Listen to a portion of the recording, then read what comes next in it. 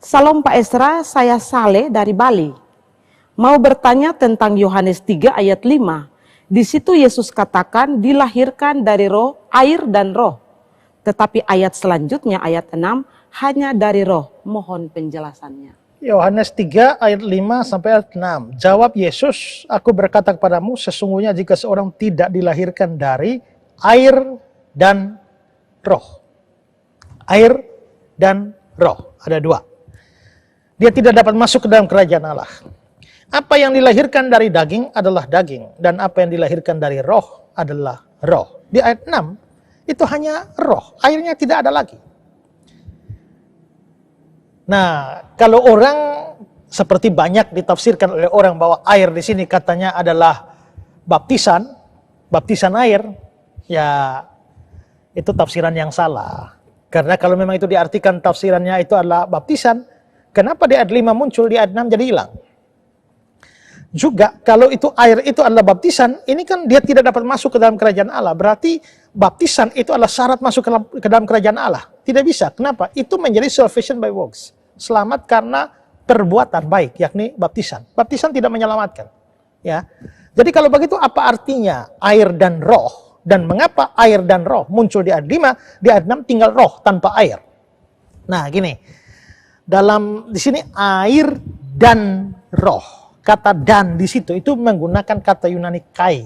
Ya, air, kai, roh. Nah, dalam kamus bahasa Yunani dari Barclay M. Newman, dia mengatakan begini, kai itu punya banyak arti. Kai itu bisa diterjemahkan dan, bisa berarti juga, bisa berarti tetapi, bisa berarti yaitu. Ya. Jadi air, kai, roh.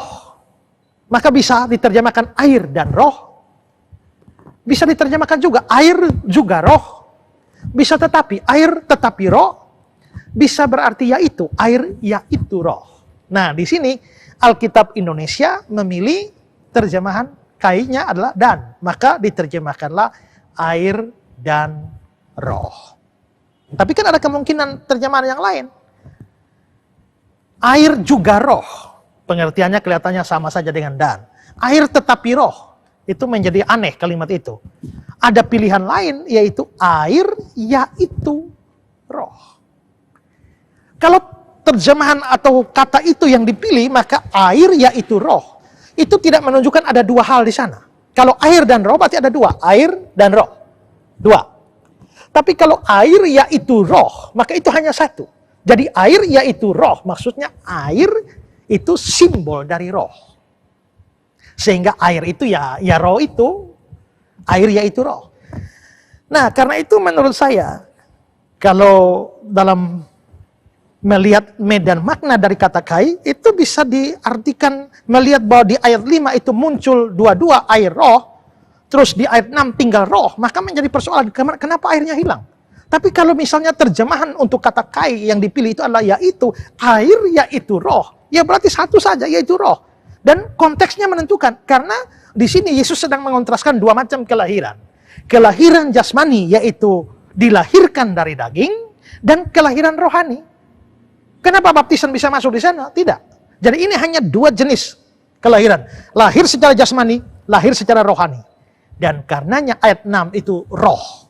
Hanya roh. Air tidak muncul, karena ya air kan simbol dari roh. Karena itu maka menurut saya di sini, kata kai seharusnya lebih tepat diterjemahkan yaitu ketimbang dan. Jadi ayatnya harus sesungguhnya jika seorang tidak dilahirkan dari air yaitu roh, dia tidak dapat masuk ke dalam kerajaan Allah. Apa yang dilahirkan dari daging adalah daging. Apa yang dilahirkan dari roh adalah roh. Maka air adalah roh.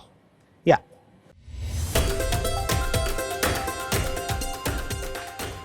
Shalom saudara-saudara yang saya kasihi dalam Tuhan Yesus. Pernahkah saudara menonton program pengajaran iman Kristen Ku Tahu Yang Ku Percaya di Pijar TV?